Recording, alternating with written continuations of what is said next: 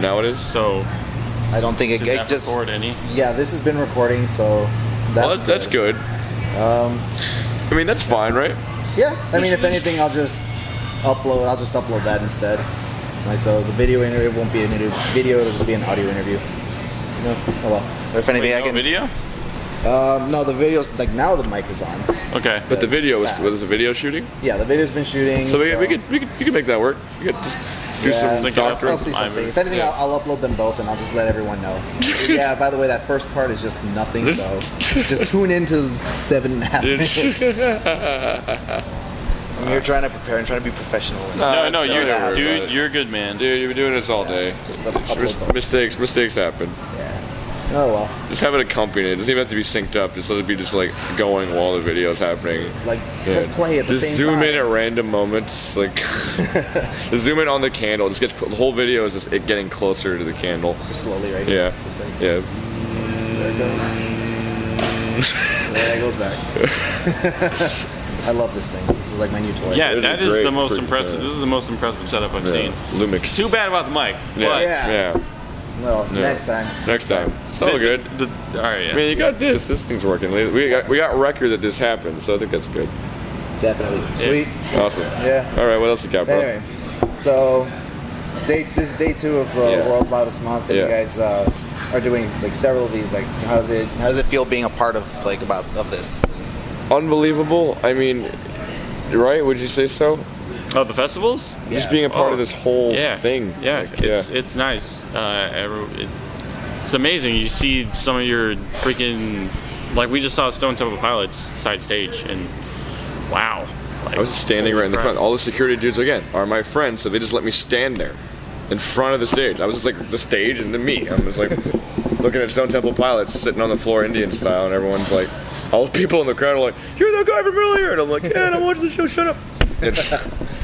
It's just, you know, like I was telling him the other day, I was sitting in the room that we're staying in, the room I have over there at the condo or whatever, and I'm just like, this is what we do now. This is really bizarre. Yes. Dude, because we like a year ago, we were just depressed as hell and at home. You're fucking right now.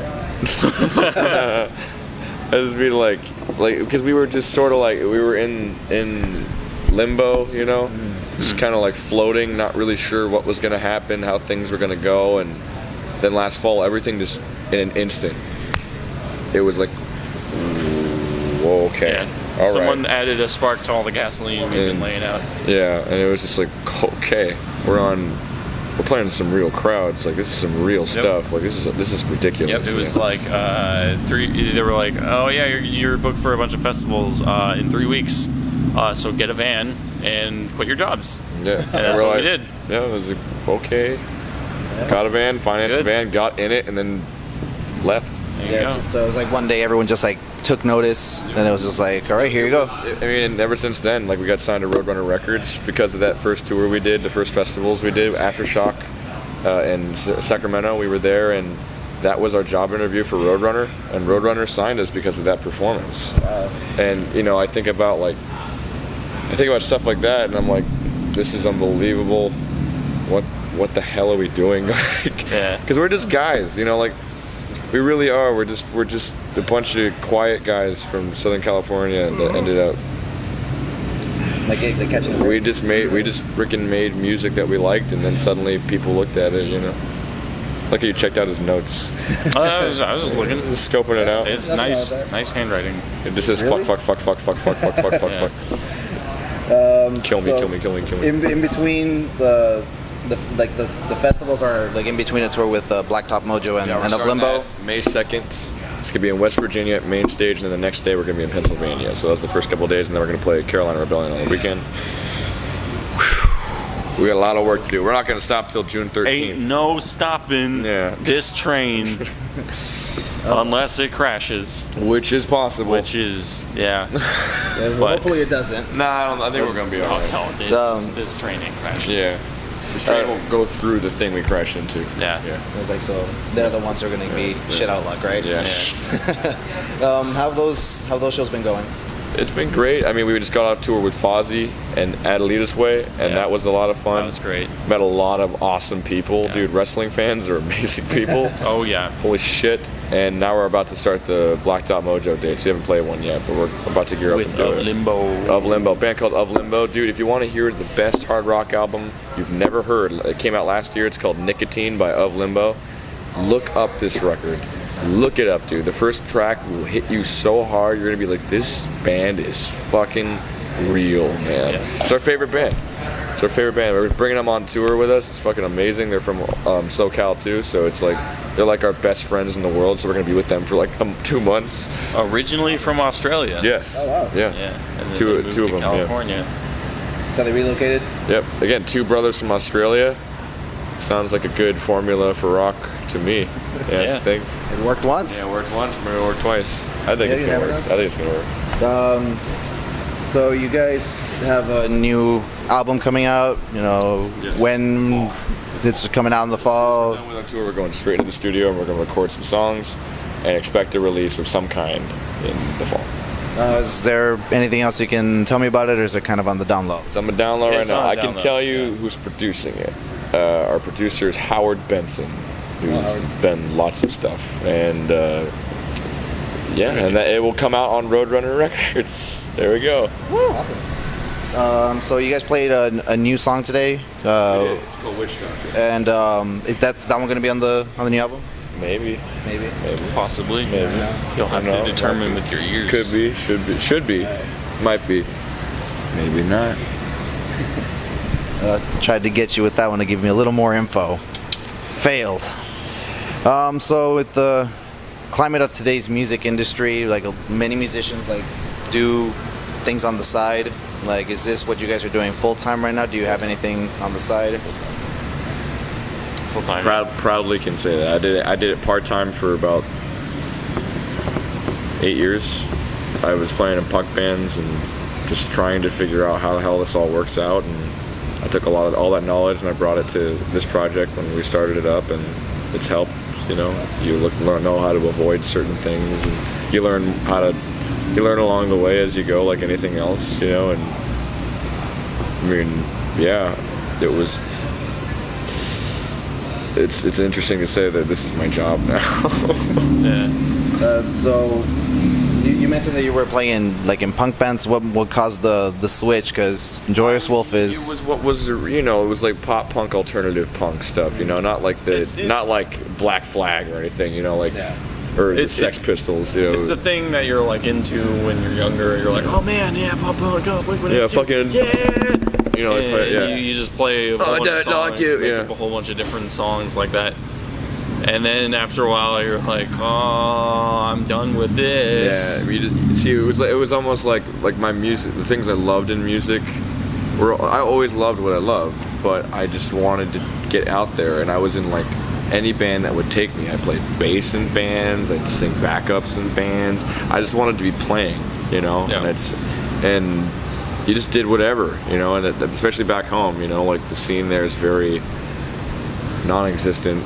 And when it is, it's very like jaded and weird. It's not a healthy like music scene, to be honest. Like for that stuff, you know. And it was the tail end of that, you know, that dying genre. Anyways, you know, it's completely dead now. No one's making pop punk music anymore. You know, like everyone's like adapting. They're turning into alternative bands, and even that's dying. So there's a huge shift. Even metal bands are starting to do like commercial pop stuff. Yeah, it's kind of bizarre. You know? It's a huge shift in the music. The scene just in music, you know, and it's a good thing and a bad thing, you know, because sometimes people shift into the right place, and sometimes they shift into like what makes them the most dollars. And I ain't for that. I mean, I want to keep making the music that I'm making, and that he's making, and then the other two over there are making. You know, and that's our goal at the end of the day. Okay. So let's go to some more cliche style questions. So if you could start a band with anyone, like who would it be with? Like if you could like pretty much put together a group, who and why? Am I in the That band? sounds familiar. Yeah. Oh, you're in the band. I sounds don't know what to familiar, do then. Or are we just creating super groups? Well, we can do that. We can just create a super group. Oh man, we were actually talking about this Yeah, that's last night. night. like was the yours? best blues band Yeah, for me was Buddy Miles on drums, drummer for Band of Gypsies with Jimi Hendrix. James Jamerson on bass. Albert King on guitar. What? And John Fogerty on guitar and vocals. Mine was what was it? I don't remember. Oh my god, it was on drums. Oh yeah, it was Jabo Starks on drums because he played on a bunch of BB King stuff. I had Stevie Ray Vaughan on guitar. I have Jay Buchanan from Rival Sons singing. I have who was my bass player? Oh shit. Fuck. Oh no. Is it Billy Cox? Yeah, it was Billy Cox. Yeah, Billy Cox on bass, and I think that was it. Yeah, it was Billy Cox, Jay Buchanan, Stevie Ray Vaughan, and Jabo Starks on drums. Awesome. Best thing about touring, worst thing about touring? Worst thing about touring is not having your own bed to sleep in. Yeah. Yeah. Sometimes we have to, we go to hotels, we'll double up and stuff, and it's fine. It's not, but it's not ideal, I'm happy because right now I get to sleep in a bed by myself. Well, last night we had to share a bed, but tonight hopefully we'll get to sleep in our own space again. And the floor is also amazing to sleep on if you have a sleeping bag. It's amazing. That would be like the worst thing is just like food and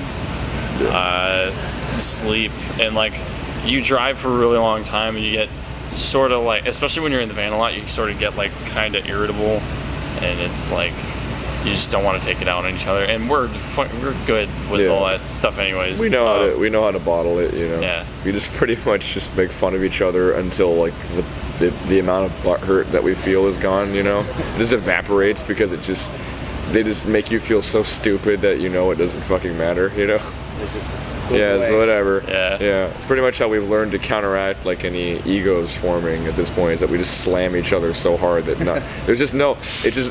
If an ego was an animal, we are in an environment where it just can't survive. There's no food for it to eat, and it's really hot and dry. Like we're over like 300 degrees Fahrenheit or whatever, burning. So no bacteria can form. Yeah. So we just raise it up a lot, and it's like, oh, all the bacteria's dead now. Everything Which is the ego. So that's good because like egos can like destroy bands. For the dumbest reasons. It's stupid that people let that happen. To me, I think that's absolutely ridiculous. Because I don't think I'll never put myself into the point where I'm like, I'm so important and you don't matter for some reason. Like what the fuck? Like they're here too. They're doing everything I do. And once that band, I'm like fearful of that feeling of like, even though it would never happen, but just that feeling of like, man, being disgruntled and then letting something terrible happen with the band, and the band, God forbid, doesn't exist, and then like you have 2 weeks later and you're like, wow, that was like a temporary feeling, and like this whole thing I've been working on is gone. Like holy shit! Like it's like not letting it get the best of you, kind of thing. Yeah. You just gotta you gotta be comfortable in your own skin. You gotta have a fucking grip on yourself and know that the people that you're living with, 3 other human beings, 4 other human beings, because we have a road guy, and that'll only expand as we get bigger. We have more road people and managers and on the road with us and whatever. But like, these are human beings, and you can't, like, you have to take your comforts have to take the back seat. They just do. Yeah. And the better things about touring is the festivals are amazing. You get to see a lot of stuff around the U.S. when you have time. You get to play. That's the number one best thing ever, is you get to play your instrument for people. It's fun. It's just fun. Honestly, that all that is 100%. But I think doing it with my best friends, because it's like, oh, but you guys like don't see each other when you go home. It's like we probably would stay away from each other for maybe, like when we get home after this, if we had like a week off, we'd probably be gone from each other's lives for maybe 5 days, and then it'd be like us at Robert's house playing Dragon Ball Z, Fighter Z for like 7 hours. You know, like all the that's where all of our inspiration comes. The hatred, the self-hatred of losing a Mario Kart race. What other games do you guys like to play? I just started playing Skyrim for the first time, and I'm like, oh, fuck, I'm been playing this game for a long time. Street Fighter. Honestly, that Dragon Ball Z game, I miss it every day because he has it at his house. I miss that game. That game is mind-blowingly good. Oh my god, it's so awesome. Play the game. They like made a really good fighting game that like anyone can play. It's really awesome. It's fucking amazing. Awesome. So I think we've kind of covered the most memorable show. I think that incident to Los Rages is probably the top thing right now. I mean, or do you have something it's else? funny that I broke my nose on stage a couple weeks ago. Yeah, and that was pretty interesting. Never had anything like that happen. It was a really minor break, but you know, your nose is a very sensitive object, so blood just started exploding out of my face. And I remember looking at him, and I was smiling, and you know, like that dark red your blood gets. Yeah. It was just like that, and his face was just because it was all on his teeth. Yeah. He was smiling at me like oh my god, dude. Because I was Don't laughing, faint. I was like, holy shit, this is so funny. Because I just saw a drip on my shoe, and I was like, I know what's happening. This, and it ended up becoming like, it's so anticlimactic. You actually see me going like, pink, you know, and then all the blood photos, like me looking all epic, you know.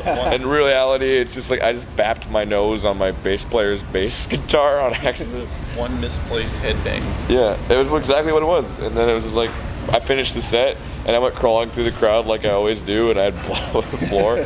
They let me keep the microphone because I bled all over it. I don't think they want it. I mean, yeah. It got like inside it, so I'm like, this is gonna be my microphone from now on. You still use it? I haven't actually used it yet, but today, that's funny. Today yesterday I went and bought a microphone at a thrift store from like 1970, and that's what I used today, and it worked. And I was like, this is amazing. I mean, I don't think I'll use it again because it kind of sucks, but it doesn't suck. This isn't great, you know. But it was really cool just to be like, I bought this for $4 and it's worth $350. Rad. Is I'm like, cool, I'm gonna sell it. Awesome. So, any final comments? Any last words? Check out our music online. Google Joyous Wolf, you'll find it. YouTube, we have 3 songs on there. On Spotify, we have our Mountain Man on there. And honestly, that's what I'd say. Go listen to some music. Yeah, absolutely. Thanks for having us, man. No, thank you guys for being on here. All right. Appreciate it. All right. Cool. Nah, no sound off. Just end the video. It's over.